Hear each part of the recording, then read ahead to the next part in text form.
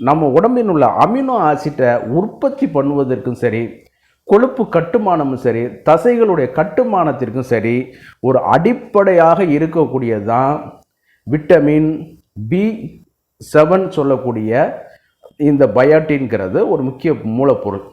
இது விட்டமின் ஹச்ங்கிற பேர்லையும் அழைக்கப்பட்டு வந்துட்டு இருந்துச்சு, சரிங்களா? ஆனால் அது எல்லாமே அந்த மாதிரிலாம் பேர் கொடுத்து அழைக்கப்படக்கூடாது அப்படின்னு சொல்லிட்டு சர்வதேச மருந்துகளுக்கான ஒரு கட்டுப்பாட்டு அமைப்புகள் அதை இது பண்ணிட்டு விட்டமின் B7ங்கிற பேரில் இதை அடைமொழியாக கொண்டு இருக்காங்க, சரிங்களா? அந்த விட்டமின் ஹச்ங்கிறது ஆனால் இது இன்றைக்கி ஒரு அந்த பழக்கத்திலே இருந்து வந்துட்டுருக்கு. அப்படிப்பட்ட இந்த பயோட்டின்கிற விட்டமின் ஒரு பி காம்ப்ளெக்ஸ் தொகுதியினுடைய, அதாவது பி விட்டமினில் நிறையா இருக்குது. B1, B2, B12, B6 தயமின்கிற மாதிரி அந்த தொகுதியுடைய இதுவும் ஒரு விட்டமின். இது விட்டமின்கள் 2 வகைப்படும். ஒன்று வாட்டர் சாலிபிள், இன்னொன்று ஃபேட் சாலிபிள். அதில் இந்த விட்டமின் பியும் சியும் வாட்டர் சாலிபிள், எளிதாக கரைந்து உடனடியாக அப்சர்வ் பண்ணி நம்ம உடம்புல புகுந்து செயலாற்றக்கூடிய பண்புகளை கொடுக்கக்கூடியது.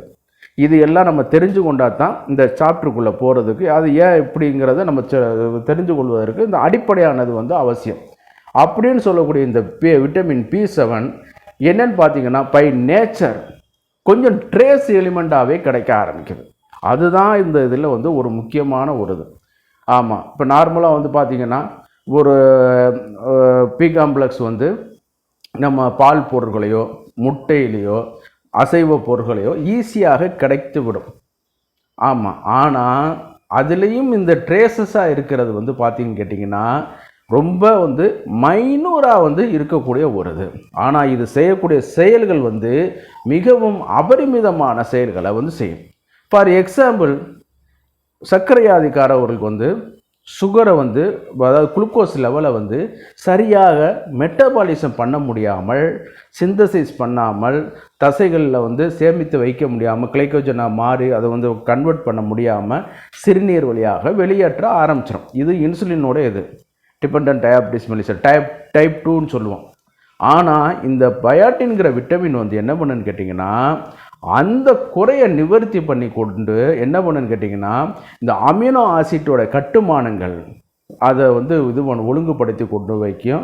அதே நேரத்தில் தசைகளுடைய கட்டுமான வளர்ச்சியையும் பண்ணி கொடுக்க வைக்கும்.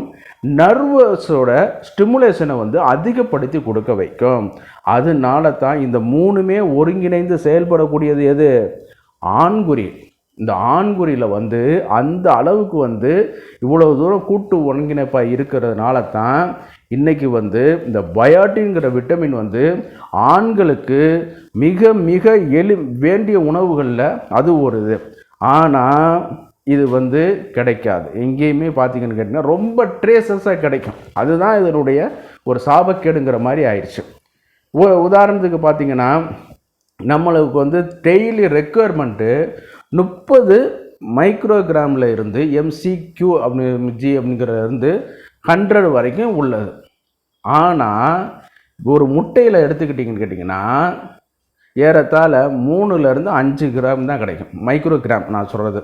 ஆமாம், அவ்வளவுதான் அதில் கிடைக்கும். அப்போ நீங்கள் என்ன பண்ணணும்னு கேட்டிங்கன்னா 20 முட்டையை குடித்தா தான் நம்மளுக்கு என்னன்னு கேட்டிங்கன்னா ஒரு நாளைக்கு தேவையான பயோட்டினுடைய அளவு நம்ம உடம்புல இயற்கையாகவே இது பண்ணி கொடுக்க வைக்கும்.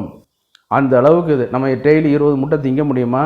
ஜிம்முக்கு போகிறவங்க வேணால் சாப்பிடுவாங்க. டெய்லி நல்லா ஒரு 5 முட்டை 10 முட்டை குடிச்சிட்டு நல்லா தண்டால் எக்ஸசைஸ் பண்ணும்போது அவங்களுக்கு என்னன்னு கேட்டிங்கன்னா இந்த அமினோ ஆசிட்டோட கட்டுமானமும் நடக்கும், தசைகளோட மஸ்குலர் பில்ட்டோட இது நடக்கும். அதற்கு எல்லாத்திற்கும் முக்கியமானது இந்த பயோட்டின்கிற ஒரு இது, சரிங்களா? அந்த அளவுக்கு இந்த எசென்சியலான விட்டமின் ட்ரேசஸ் எலிமெண்ட்டாகவே மாறிடுச்சு.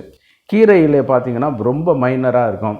அதே மாதிரி விலங்கு பொருட்களில் பார்த்தீங்கன்னா மட்டனோ சிக்கனோ மீனோ பார்த்தீங்கன்னாலும் வெரி ட்ரேசஸாக தான் அது கிடைக்கும். எதுலேயும் அபரிமிதமான இருக்குங்கிறவங்க. ஆனால் இது செயல்படக்கூடியது அபரிமிதமான ஒரு இது. அதிலே வரும்பொழுது ஒரு நபர் எடுத்துக்கிட்டார். ஆனால் அவருக்கு சர்க்கரை வியாதி இருந்துச்சுன்னா அது சரியான முறையில் மெட்டபாலிசம் பண்ணாது. அப்போ அவங்களுக்கு இதாகிட்டே இருக்கும். அப்போ அவங்களுக்கு வந்து இந்த நம்ம சொல்லக்கூடிய அந்த ஃபேட்டி ஆசிட்டோட லெவல் வந்து குறையும் பொழுது எல்லாமே குறைய ஆரம்பிச்சிடும். இந்த ஃபேட்டி ஆசிட் தான் என்ன பண்ணுன்னு கேட்டிங்கன்னா டெஸ்டோஸ்டரானுடைய ஹார்மோனுடைய வளர்ச்சிக்கும் உற்பத்திக்கும் அதிகமான ஒரு இது. பிரெயின் வந்து சிக்னல் கொடுத்துரும், பிட்யூட்ரி வந்து ஸ்டிமுலேட் பண்ணுங்க அப்படின்னு சொல்லி கொடுத்துரும். பாலிக்கல் ஸ்டிமுலேட்டிங் மூலமாக வந்து என்னன்னு கேட்டிங்கன்னா அந்த ஹார்மோன்ஸை வந்து உற்பத்தி பண்ணுங்கன்னு.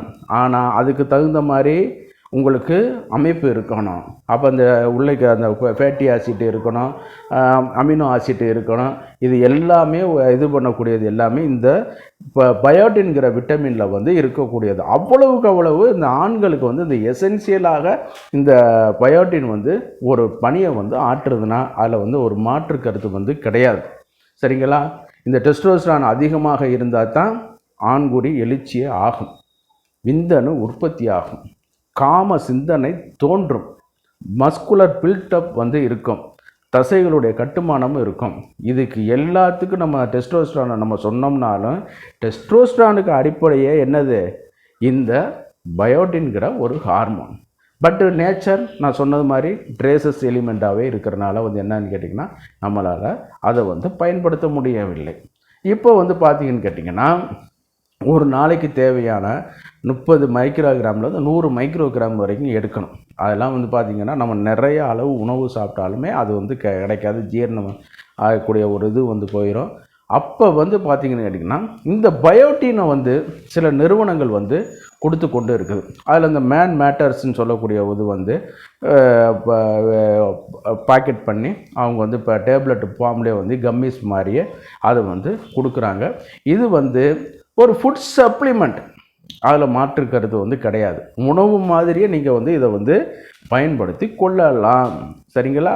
அந்த அளவுக்கு இதில் வந்து ஒரு இது வந்து இருக்குது. சரிங்களா? டெய்லி 1 or 2 கம்மிஸ் வந்து மாத்திரை மாதிரி முழுங்க வேண்டியதில்லை, சுவைத்து சாப்பிட்டாலே போதும். அந்த அளவுக்கு ஃபுட்டு சப்ளிமெண்ட்டாகவே கொண்டு வந்துட்டாங்க. அதாவது வந்து ஓடிசி ப்ராடக்ட் மாதிரி கொண்டு வந்துட்டாங்க. நல்லா கவனித்து பார்த்தீங்கன்னா விட்டமின் மாத்திரை மெடிக்கல் ஷாப்பில் கிடைக்கும். அதே அளவுக்குள்ள விட்டமின்ஸ் வந்து ஹார்லிக்ஸுங்கிற வந்து ஹார்லிக்ஸு பூஸ்ட் இதில் வந்து இது பண்ணி பேக்கெட்டாகவே இருக்கும். அது வந்து ஃபுட் சப்ளிமெண்ட். அந்த மாதிரியே இவங்க வந்து கொண்டு வந்து கொடுக்குறனால நம்மளுக்கு வந்து இதாகிட்டே இருக்கும், நம்மளுக்கு ஈஸியாக வந்து அவைலபிலிட்டியாக இருக்கும்.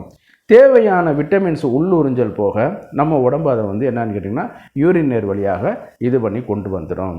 அதே நேரம் வந்து இது வந்து வாட்டர் சால்யூபிள் விட்டமின்கிறனால வந்து வேறு எதுலேயும் போய் ஃபேட்டு டெபாசிஷன் ஆகிறது, இந்த மாதிரி உடம்புல வந்து பாதிப்பாகிறதோ இந்த மாதிரி இருக்காது.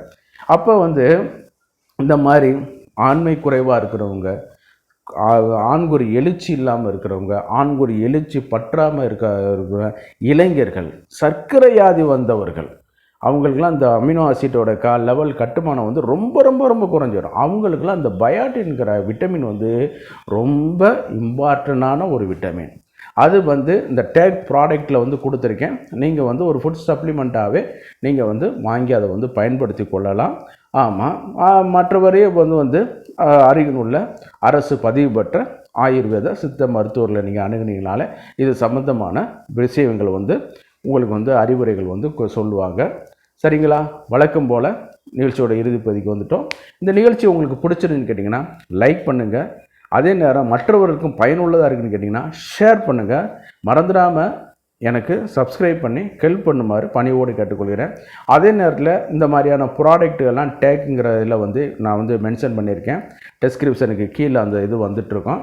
அதை வந்து நீங்கள் போய் பார்வையிட்டு இந்த மாதிரிலாம் பொருட்கள் இருக்குதுங்கிறத நீங்கள் வந்து போய் வந்து பாருங்கள். சரிங்களா? அப்படின்னா நம்ம சில இதெல்லாம் பார்த்திங்கன்னா ஒரு மெடிக்கல் ஷாப்லேயோ ஒரு டாக்டர்ஸ்லேயோ போய் வாங்க முடியாத இன்றைக்கி வந்து ஈஸியாக அந்த ஆன்லைன் மூலமாக நம்ம வந்து தருவிச்சு வாங்கி கொள்ளலாம். அதே நேரம் இந்த வீடியோ விளக்கங்களும் உங்களுக்கு வந்து போதுமானதாக இருக்கும்னு நினைக்கிறேன். மீண்டும் ஒரு வீடியோவில் சந்திப்போம். நன்றி, வணக்கம்.